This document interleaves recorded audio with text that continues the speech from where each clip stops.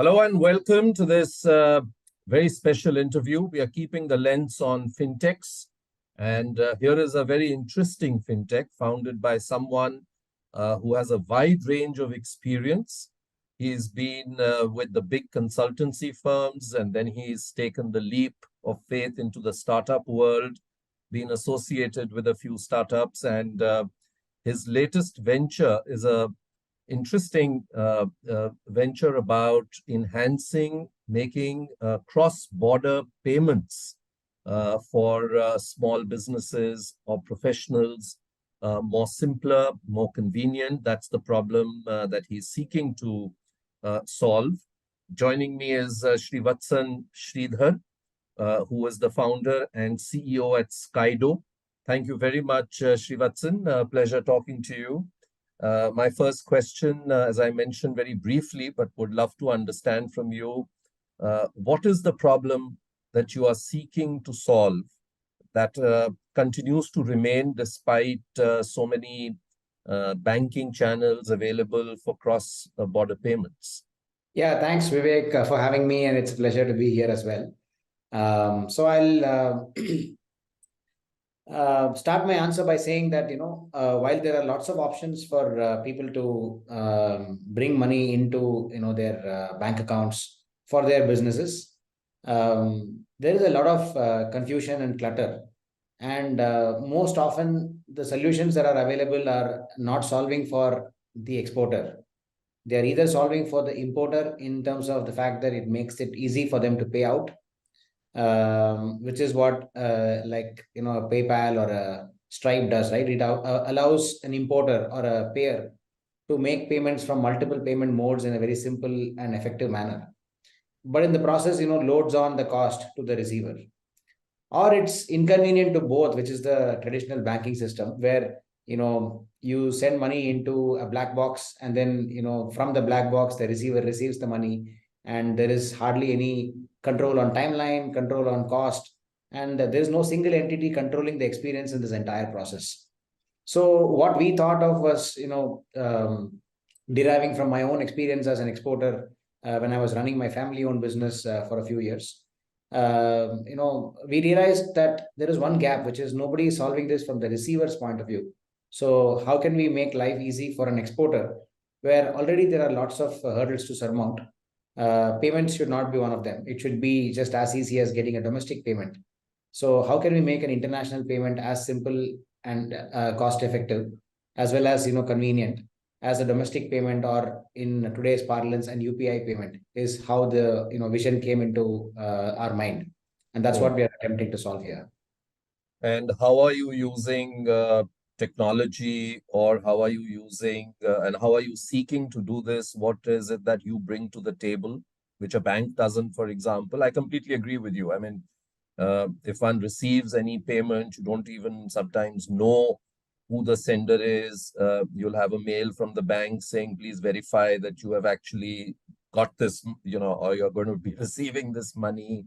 So, I mean, as a simple user, not an exporter, but, it's very true what you're saying, that there seems to be some work done. But how are you enabling that experience?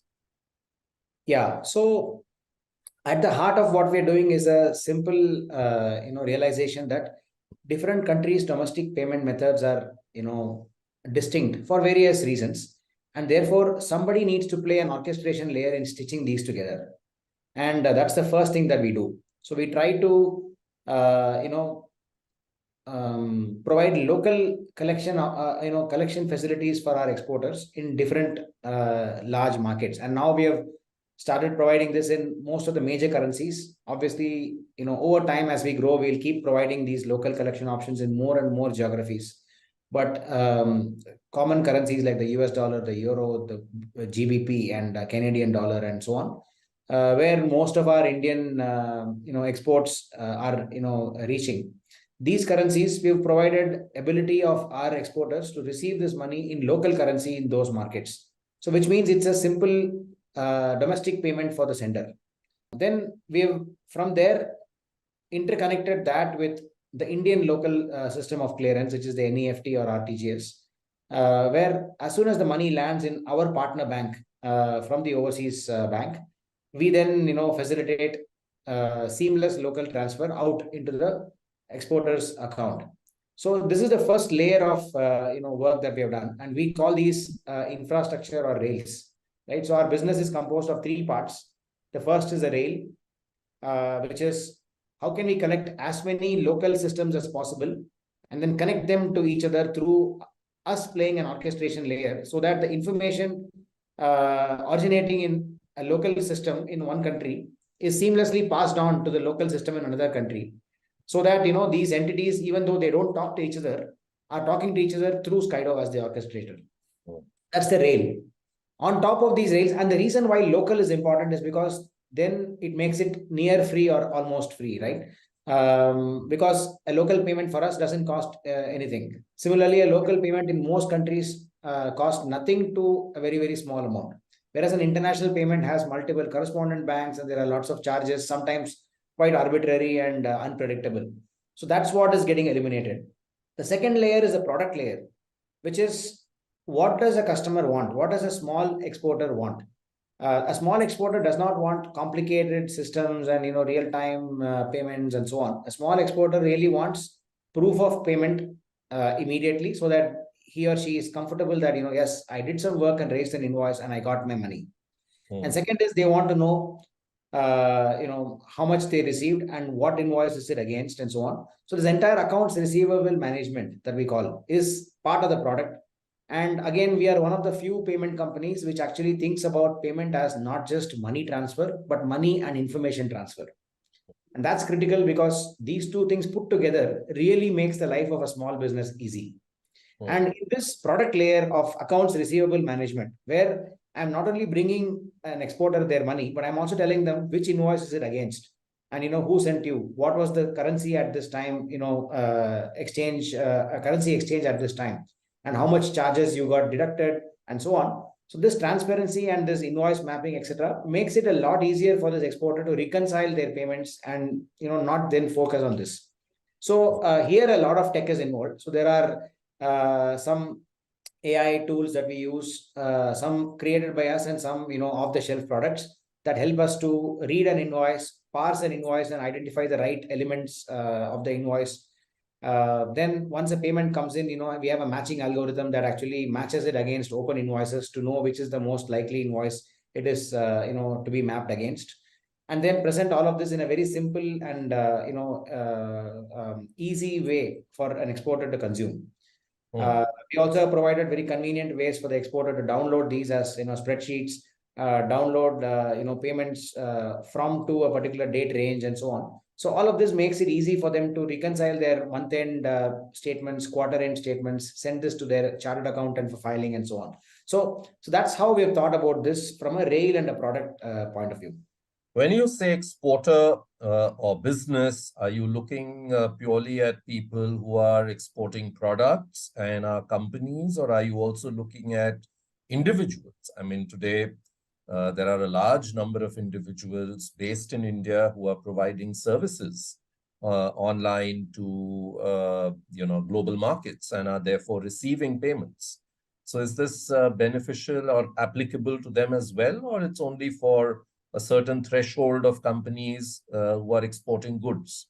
Yeah, thanks for asking that. I think India is, as everybody knows well, the freelancing capital of the world right now.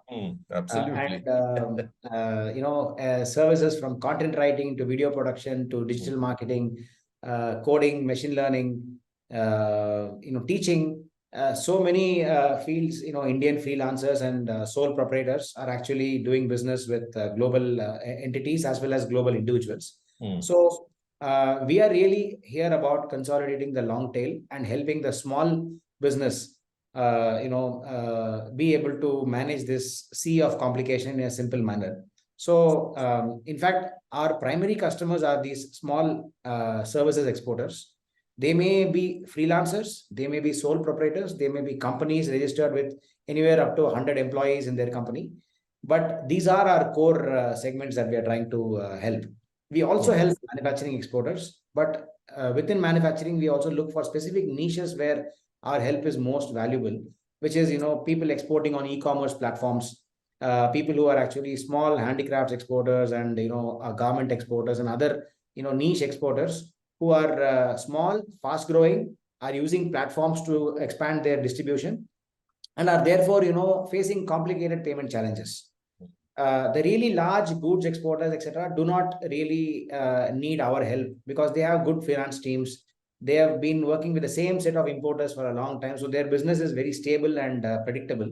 So there, in fact, the ability of Skydo to add incremental value is lower. Where Skydo really adds value is for the small person who's growing fast and who is really using the currently globalizing world for offering their products and services everywhere. That's interesting because even the larger people are anyway pampered by the banks, isn't it? That's so it's really the smaller people who get turned away or not much attention is given to them.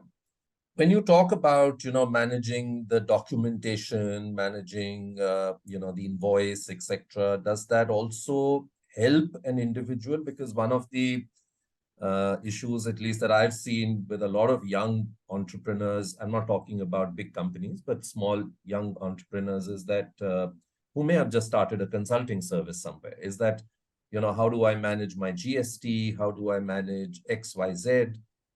While, of course, in India, we are way ahead of many other jurisdictions in the whole digital infrastructure space. But from a person's point of view, there is still that fear that, oh, it's complicated. What if I get it wrong?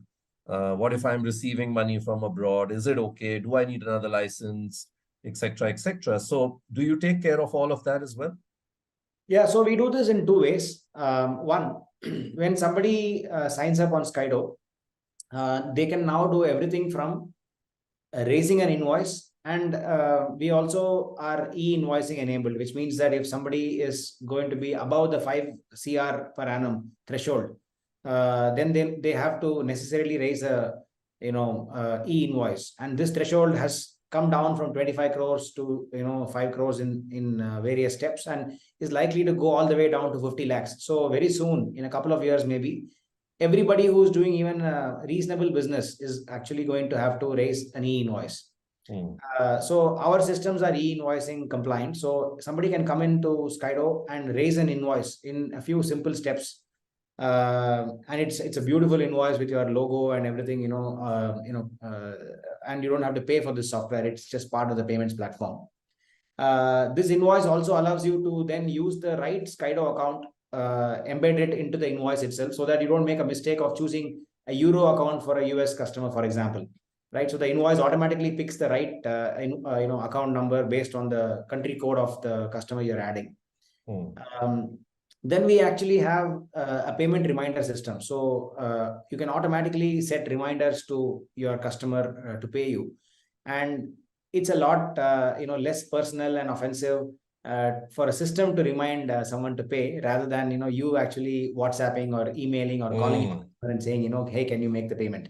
So a lot of customers who are using our platform now like this payment reminder option.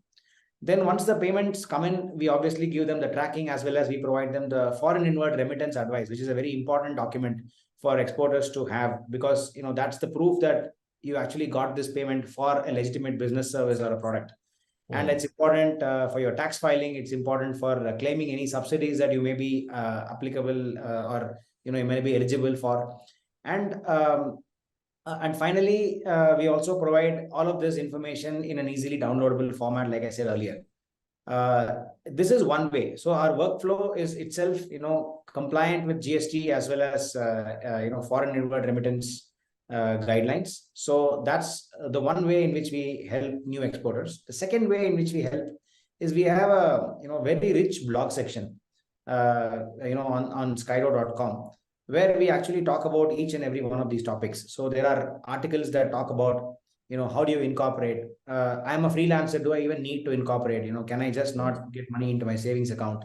If I, I'm a remote worker working for a company globally, and I get my, payment from this company every month in foreign currency, should I be getting this as a service, provider or a contractor, or should I be getting this payment as an employee? What are the pros and cons? What tax forms can I fill? And various such questions have been answered in our blog in a very comprehensive manner. We also provide CA, CPA, ask me anything service. So a lot of customers also, keep asking us through our support channels, these questions, and we don't charge anything for answering them through, a CA and a CPA who are associated with our company, who can answer this both from an India tax perspective and a global tax perspective. So these are the 2-3 ways in which we actually try to help customers on these, what you rightly said, complicated topics for new entrepreneurs. One final question, Srivatsan, which is what about the cost? Of course, one is that a bank will not turn you away, so of course they will allow you to use the service, and there is whatever the complications, but what about on the cost side? How do you, or by how much have you brought it down for an individual? Yeah, no, I always believe that, people will give you one opportunity. At that one opportunity, you will have to be, obviously better than their current offering in terms of features and convenience, etc. But people will not pay you more for that. People will actually say, yes, great that you are making my life simpler, but I also want it to be cheaper, because otherwise there is no point. Why will I switch? I will rather live with existing problems than adopt a new solution and come into new problems. So that's something that we were clear on from day one when we started the company. So the whole point of, when I said about the rails earlier, the whole point of connecting local rails on both sides is to make the payments cheaper. So we've actually been able to dramatically reduce the cost of a payment. And what we now offer customers is a flat fee model, where for up to $2,000 of payment, we charge a $19 flat fee, zero sending fee, receiving fee, processing fee, documentation fee, everything is zero. Similarly, we do not charge an FX markup. This is very important, because I think in the market today, we are the only company that can genuinely say this and also, be true to it. What usually every platform does or bank does is they charge a markup on top of the mid-market rate that is prevailing at a particular point of time. Whereas what we do is, whatever mid-market rate is live at the time the dollar is getting converted to INR, we record that timestamp, we record the exact mid-market rate, and we put it on your invoice, and we tell you that this was the mid-market rate, and you got $5,000 multiplied by the exact mid-market rate into your account. So this transparency actually is one of the things that really customers have actually been happy with us about, because they now know that whatever was the rate, they got it. They did not actually pay me a 30 paise, 50 paise, 1 rupee markup on top of that. So that's what we offer. Our charge is a $19 flat for up to $2,000, and our charge is a $29 flat for any transaction from $2,000 up to $10,000. Right. And since we are serving the small exporter today, we do not typically see invoices greater than $10,000. Mostly our invoices are within this, an individual invoice. So if you look at this now, for every price range, whether it's a $2,000 invoice or a $5,000 invoice or a $10,000 invoice, we would be by far the cheapest option in the market compared to a PayPal or a Stripe, which would be probably at 8-9% of total cost, including their fees, markup, and everything, to a bank which is around 2-2.5%, because they actually have a 1-1.5% FX markup, and then there are some fixed fees. Then there is a SWIFT fee that you incur on the sending side, which nobody has control of, and so on. So I think we are anywhere between 1% to 0.29%, depending on what your ticket size is, because of our flat fee structure. And we've seen that we are by far the cheapest on the market at this point. Wonderful talking to you, Srivatsan. I wish you all the very best. You're trying to solve a very significant problem for a lot of individuals. And as you rightly said, we are the freelancer capital. It's not just products. There's a host of services that we Indians sitting at home here are able to provide, and to be able to get remunerated for it in an easy way, cost-effective way. I wish you all the very best, and I look forward to many more such conversations with you. Thank you, Vivek. It was a pleasure actually sharing our journey with you. And like I said, the real objective for us is to make exporters not fear exporting, and be very confident and bold, and really make Indian products and services go globally. So in fact, our blog is called Growing Global, and I would request everybody to check it out because there's lots of useful stuff there. Even if you're not using Skydo for your payments, I think there's a wealth of information there on various things that are useful for a small business. Look forward to more such interactions, and thank you for having me. Thanks a lot, Shivastan. Thank you.